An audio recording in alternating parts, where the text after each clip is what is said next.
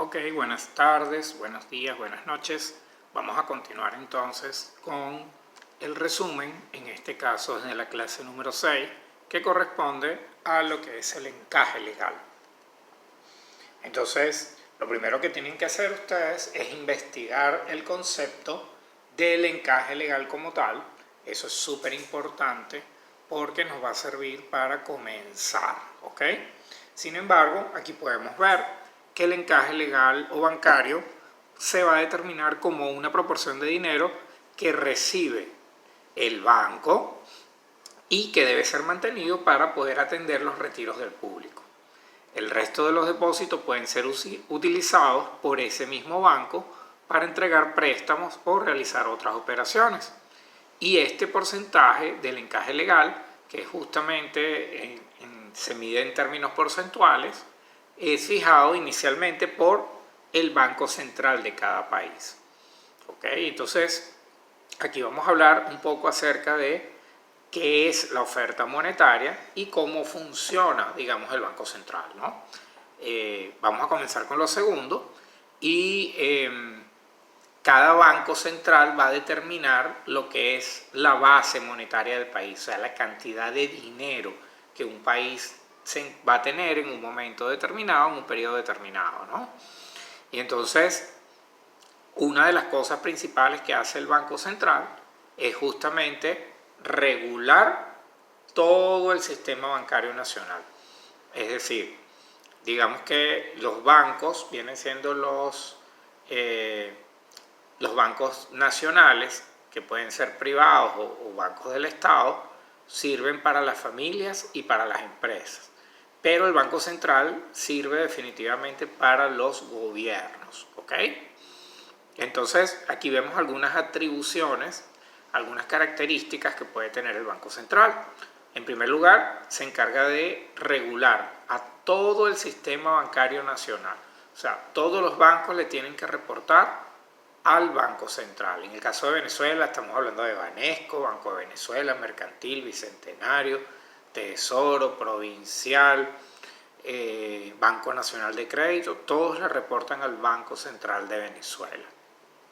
Y a su vez el Banco Central de Venezuela puede comprar diferentes activos del público y eso se convierte en pagarés de tesorería, o puede también vender activos del público, que pueden ser la compra y venta de dólares.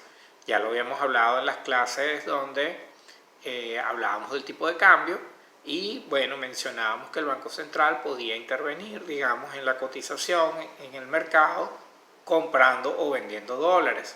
En este caso específico que habíamos hecho el ejemplo, era justamente vendiendo dólares. Ahora bien, los billetes y las monedas físicamente representan un pasivo para los bancos centrales. ¿Okay? Yo en este momento yo tengo mucho tiempo que no tengo un billete, un bolívar en los nuevos, pero lo que sí recuerdo en ediciones anteriores de billetes de bolívares decía algo así, tú mirabas dentro del mismo billete y encontrabas una frase que decía: pagaderos al portador en las oficinas del Banco Central de Venezuela. Es decir, tú podías llegar con ese billete y decir: mira, ¿sabes qué? Cámbiame este billete por reservas internacionales, que podía ser, bueno, podía ser oro, podía ser dólares, ¿verdad? Entonces eso se podía hacer.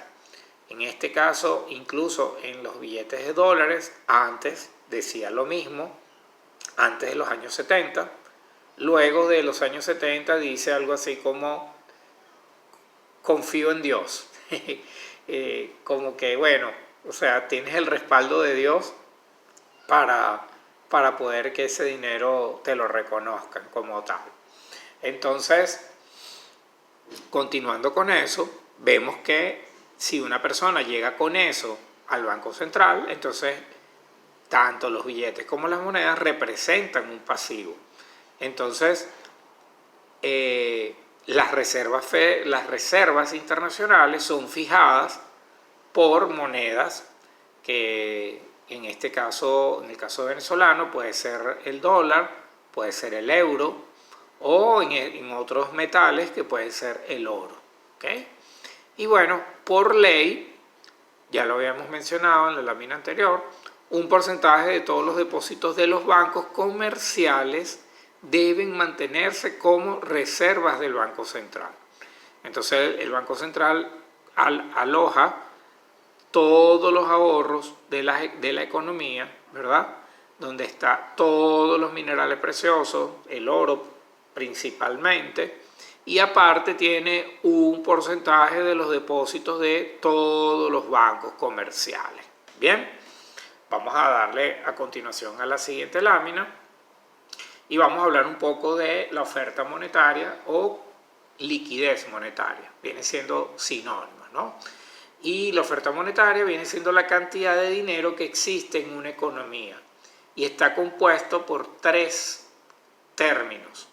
Por una parte, el primer término, que se conoce como M1, viene siendo todos los billetes físicos y monedas físicas que se encuentran en circulación, más lo que son depósitos a la vista o depósitos en cuenta corriente existentes en el sistema bancario. O sea, todo el dinero que está, todo el dinero físico que existe, más todos los depósitos de cuenta corriente, y hay algunos países que utilizan esta modalidad de cuentas vistas.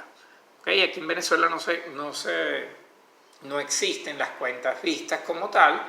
Existió en alguna época algo llamado activos líquidos, cuenta de activos líquidos, pero yo creo que ya tampoco funciona.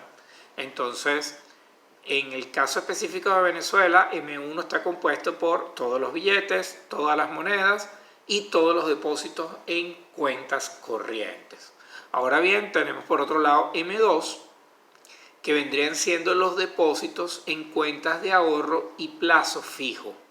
¿Okay? Todo lo que es cuentas de ahorro está incluido en M2, y plazos fijos viene siendo un instrumento donde tú, por ejemplo, dejas el dinero, imagínate, por 30 días, tú depositas 100 bolívares, por ejemplo, en el banco y lo dejas por 30 días, eso te va a generar un interés que es superior al interés de la cuenta de ahorro, por ejemplo, un interés un poquitito más alto del normal, pero la condición es que tú durante esos 30 días no puedes sacar ese dinero.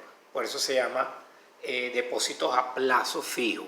Se elige el plazo, y en este caso para M2 son plazos cortos, 30 días, y entonces eso también lo sumamos dentro de este renglón.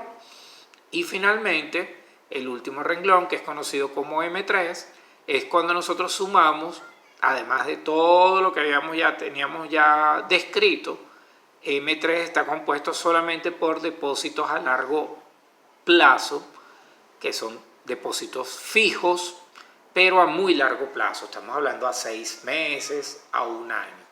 En una economía como Venezuela, difícilmente exista un instrumento de depósito a plazo fijo por más de 30 días, porque prácticamente no existe un interés que sea capaz de superar a la inflación.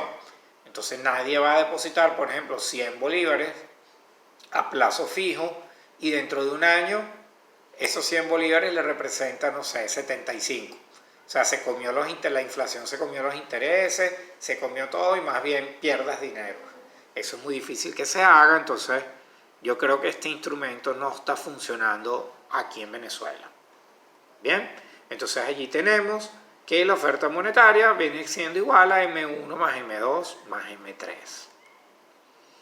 Ahora bien, cuando hablamos de oferta y demanda monetaria, vemos que, al igual que la oferta y la demanda, tanto la oferta como la demanda se ponen de acuerdo para fijar un precio del mercado.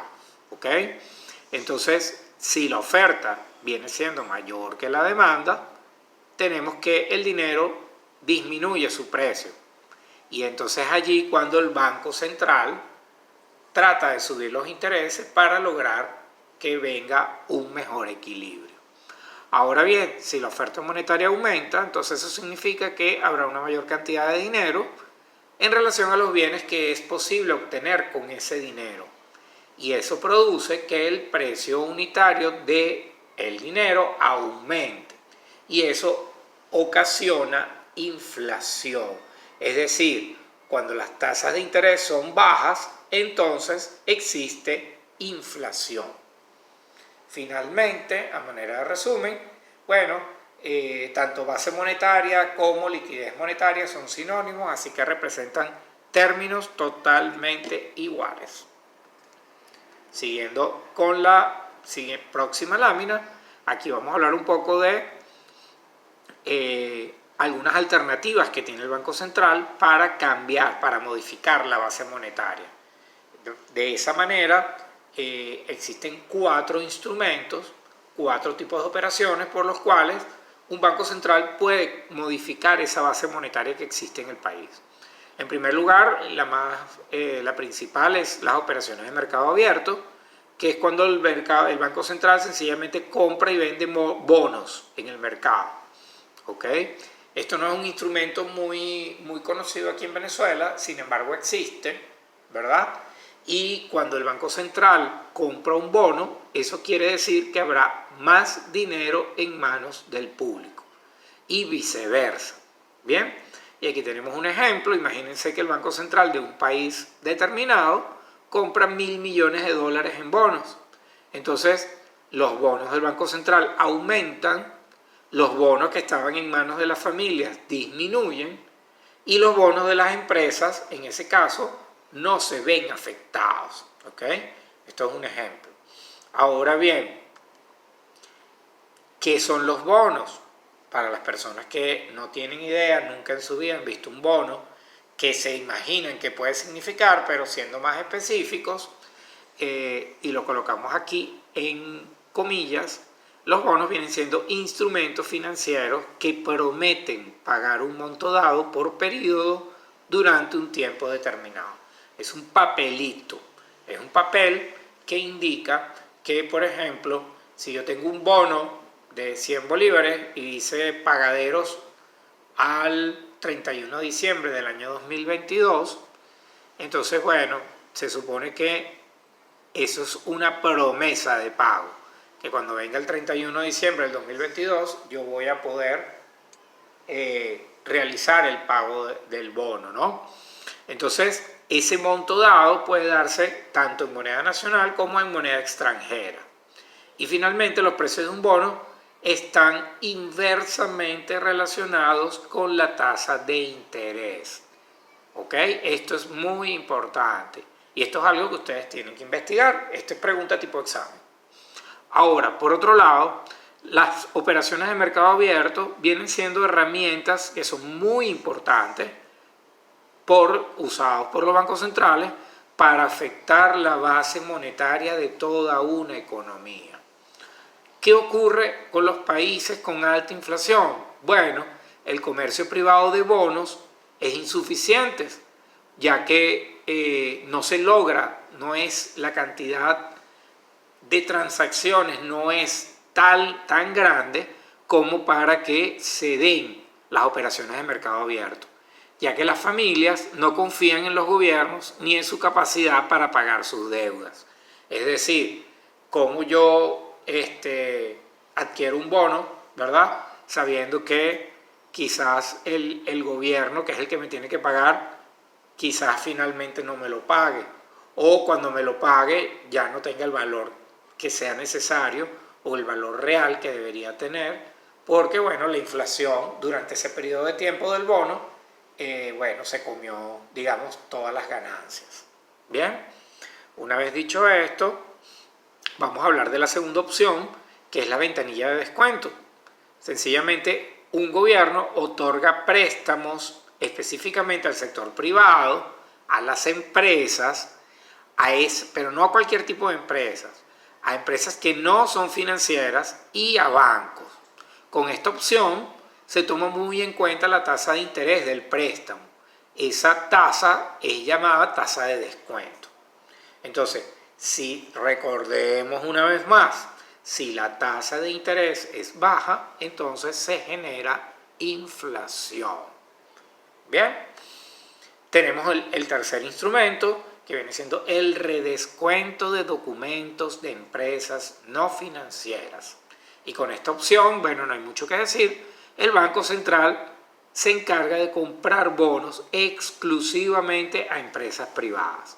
Veíamos que en el caso de la primera opción, en las operaciones de mercado abierto, los bonos se compraban a las familias y a las personas. Cuando compran bonos, pero para las empresas privadas, se está tomando específicamente este tercer instrumento, que es el redescuento de documentos de empresas no financieras. Y finalmente, este sí puede ser popular para ustedes o más conocido, que son las operaciones de cambio, donde se compra y se vende activos en moneda extranjera, es decir, se compran y se venden